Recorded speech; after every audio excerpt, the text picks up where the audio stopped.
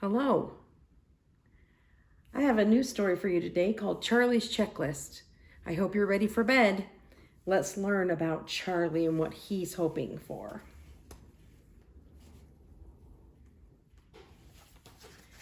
Charlie was born in the countryside, but he had his heart set on living in a big city.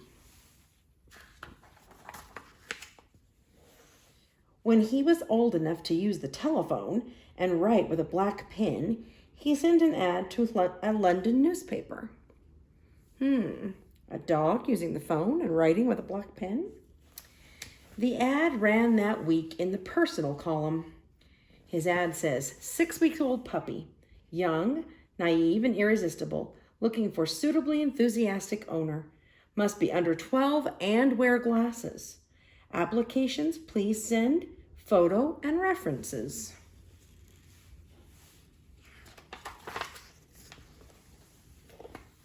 Charlie sat and waited for replies.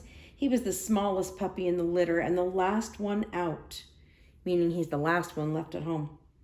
All of his brothers and sisters had found owners already, and he was feeling lonely.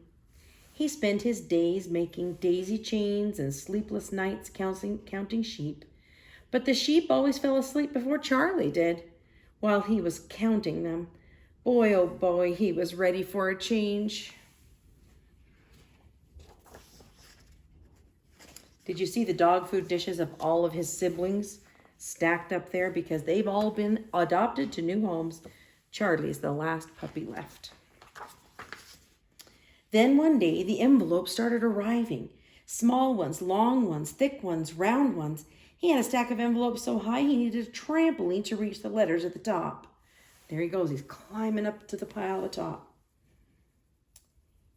He had so many replies to his ad that he had to hire an assistant to help him sort through the pile. He chose Chester from the farm next door. Chester had sneaked into the barn the night that Charlie was born. He had been his best friend ever since and was keen to help out in any way he could. Between the two of them, they organized the piles of letters. 2 piles, no's and maybes. Charlie had a checklist of strict criteria. What is criteria? Asked Chester. A list of must-haves and must-be's, said Charlie. What about this one? Asked Chester. I'm Lou. There's a picture of Lou. I already have 2 dogs, 2 hamsters, 2 rabbits, 1 kitten, and 4 fish. I want you too. Charlie shook his head. Must have room for me. She's thinking that house has already got too many pets. Hi, I'm interested in butterflies and beetles. I collect them in jars. I wear thick glasses, and I have big feet for stamping on ants. Charlie shook his head. Must be kind to animals. Here's another letter. I'm Roger. I want to be in the circus. I need a partner to join me on my travels. How about it? Charlie shook his head. Must provide me with a stable home.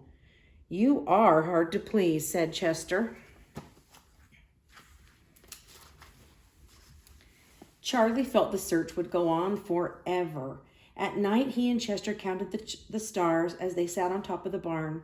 They would laugh about the letters they had read that day, and sometimes they would play cards until the birds woke up singing. A dog who can play cards. That's a good dog. You won't see many stars in London, said Chester. Stars don't matter very much in big cities, said Charlie. There are so many other more exciting things to look at.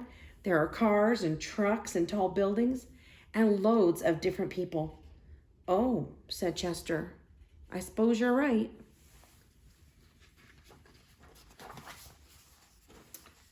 Finally, after 2 weeks, Charlie opened up the letter of his dreams. Hi, my name is Naomi. I live on the 15th floor in a penthouse suite. I would love to look after you. I know we'll be best of friends. I'll take you to all the museums and to the theater. I'll give you eggnog at Christmas and brush your coat till it shines. Be mine. Charlie ran circles inside the barn after he read the letter. Then he ran outside and ran all around the barn and into the woods and around the trees. He was so excited. Chester giggled when Charlie came back. He was covered in leaves and panting. "Isn't she perfect?" cried Charlie. Chester looked a little sad. "Yeah, Charlie, she seems great. So I guess you'll be leaving soon?" "Leaving," said Charlie. "Oh, so I will. I'll need to pack immediately. Will you help me, Chester?" Chester agreed and walked back home to find a suitcase. Charlie couldn't understand why he was dragging his feet. Finally, thought Charlie, I'll have someone who wants me all to themselves, someone who will love me forever. He decided to check through his list of criteria one more time before he called Naomi. He pulled out his page of must-haves and must-bees. Must have room for me. Charlie looked all around the barn and out into the woods beyond. He could see forever. Must be kind to animals. Charlie remembered the time Chester pulled a stinging nettle from his nose. He had put a big pink plaster on it and special better cream. Must provide me with a stable home. Chester walked back into the barn then. He was carrying a suitcase and a pack of cards. I thought you could take these with you, he said. Maybe you and Naomi could stay up late some nights and play. Charlie now knew why Chester was dragging his feet. His tail dropped between his legs, and he felt very silly having overlooked his best friend of all. I've been thinking, said Charlie. I'm not so sure dogs are allowed in museums or theaters in London, and I've heard that eggnog can really upset a dog's tummy. Chester's face turned all at once into a big, huge smile. See him right there? Let's keep looking through the envelopes then, he said. Sunset that evening found Chester and Charlie on top of the barn. They were not sorting through envelopes. They were playing cards and starting to count the stars as they appeared in the sky. The envelopes kept coming for Charlie. So many they filled up the whole barn, and Charlie had to move in with Chester. Every day Charlie's checklist grew longer and longer. Must wear red and white striped dungarees. Must be 4 feet 3 inches tall. Must like playing ball. Must have 5 freckles on each cheek.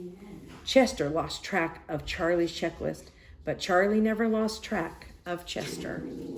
Oh, that's my dog in the background. That's a cute story, isn't it? Charlie thought he knew exactly what he wanted, and he already had it. That's a pretty good deal. I hope you have a good night's sleep tonight, and I will see you tomorrow. Good night. Elsie says good night, too.